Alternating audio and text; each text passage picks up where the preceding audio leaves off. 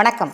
அக்ஷய லக்னம் பத்ததி ஜோதிட ஆசிரியர் ஸ்ரீ குரு உமா வெங்கட். கிரக சேர்க்கைகளை பத்தி மீண்டும் ஒரு தகவல். இப்போ குரு பகவான் சந்திர பகவான் இவங்க ரெண்டு பேரும் சேர்ந்தால் என்ன நடக்கும்? இந்த குருவும் சந்திரனும் சேர்ந்தீங்கன்னா யோகத்துல கஜகேசரி யோகம் அப்படிங்கறது சொல்லுவாங்க. இந்த கஜகேசரி யோகம் என்ன பண்ணும்? அதாவது ஒரு எதிரியை உருவாக்கி அந்த எதிரியை தானே அழிக்கக்கூடிய இல்லைன்னா வெல்லக்கூடிய ஒரு தன்மை அப்படிங்கிறது இந்த கஜகேசரி யோகத்துக்கு இருக்குது. அது எப்படிங்க எதிரியை உருவாக்குறது? நானே ஒரு ஃப்ரெண்டுன்னு ஒருத்தங்க வருவாங்க, அந்த ஃப்ரெண்டு எனக்கு எனிமி ஆவாங்க, அவங்கள விட நான் சிறந்தவள் அப்படிங்கிறது அங்க நிரூபிக்கக்கூடிய தன்மை இந்த கஜகேசரி யோகத்திற்கு. இது எல்லா ஜாதகத்துக்கும் இருக்குமானா சில ஜாதகங்கள்ல கஜகேசரி யோகம் வேலை பார்க்கும். இது வேற வேற இடங்கள்ல வேறு வேறு விதமாக அப்படிங்கிறது இருக்கும். ஒரு ஒரு ராசி கட்டத்திலையும் அமரும் போது அந்த கிரகங்களுடைய தன்மைகள் அனுசரிச்சு தான் அது வேலை பார்க்கும் அப்படிங்கிறது சொல்லலாம். அடுத்தது ஒரு கேள்வி வரும், குரு பலவானா, குரு எங்க இருந்தா இந்த வேலை பார்க்கும் அப்படிங்கிறது. அதுக்காகத்தான் ஒரு ஒரு ராசி கட்டத்திலும் கிரகங்கள் அமர்ந்த நிலை அனுசரித்து அப்படிங்கிறது சொல்லலாம். இது நீங்க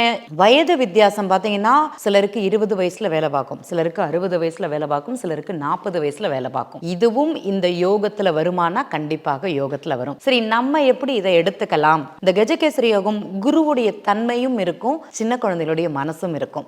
நம்பிக்கை அப்படிங்கறத உருவாக்கி அந்த நம்பிக்கையை அழிக்கக்கூடிய ஒரு தன்மை அப்படிங்கிறது இருக்கும். அதே மாதிரி அவங்களுக்கு அமையக்கூடிய ஒரு நண்பர்களானாலும் சரி, ஒரு குருவானாலும் சரி, அந்த கூடவே பயணம் செய்வாங்கன்னு சொல்லுவாங்கல்ல, அந்த மாதிரி அவங்களுக்கு அது இருக்காது. அவங்க அப்படியே தான் இருப்பாங்க. குருவுடைய தன்மை மாறுமானா என்னைக்குமே மாறாது. ஆனா எனக்குள்ள இந்த யோகம் அப்படிங்கிறது எப்படி இருக்கும்னா அதீத ஒரு நம்பிக்கையை கொடுத்து அதுல இருந்து அந்த நம்பிக்கையை இழக்க வைக்கக்கூடிய ஒரு நிலை அப்படிங்கிறது இந்த ரெண்டு கிரகத்திற்கும் இருக்குமானா இருக்கும். ஆனா இதுல இருந்து அவங்களுக்கு மீண்டு வர்றது அப்படிங்கிறது இருக்கு பாத்தீங்களா, அதுலதான் ஒரு வெற்றி அப்படிங்கிறது இந்த இடத்துல அவங்களுக்கு கிடைக்குது. பொதுவாக குருவும் சந்திரனும் பாத்தீங்கன்னா எதிரி கிரகங்கள்னு சொல்லலாம், ஆப்போசிட் கிரகங்கள்னு சொல்லலாம். குருவனுடைய மனைவியே அபகரித்தவர் யாரு அப்படின்னா சந்திரன். அப்ப எவ்வளவு பார்த்துக்கோங்க. அப்ப ஒரு மாதாவாக கருதக்கூடிய ஒரு தன்மையை தன் மனைவியாக்கக்கூடிய ஒரு நிலை அப்படிங்கிறது இந்த கிரகத்திற்கு இருக்குமானா இருக்கும். அப்போ இந்த கிரகம் அதோட வேலையை செய்யுமானா செய்யும். யாருமே அதீத நம்பிக்கை அப்படிங்கிறது வைக்க கூடாது அப்படிங்கிறது தான் இவங்களுக்கு சொல்லுவோம். ட்ரஸ்டட் பீப்புள் அப்படிங்கிறது இவங்களுக்கு யாருமே கிடையாது. எல்லாரையுமே பார்த்தீங்கன்னா ஒரு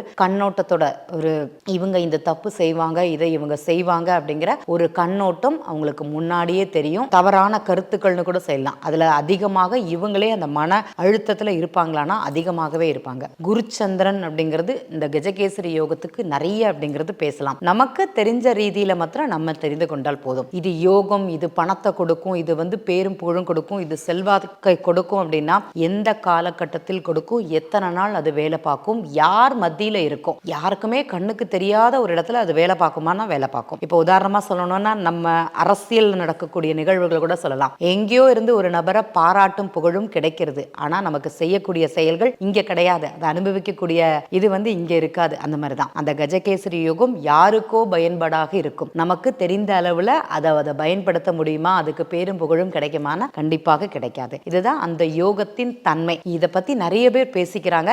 இதுலயும் ஒரு கண்ணோட்டம் இருக்குது அப்படிங்கறத இந்த இடத்துல பதிவு பண்றேன். நன்றி.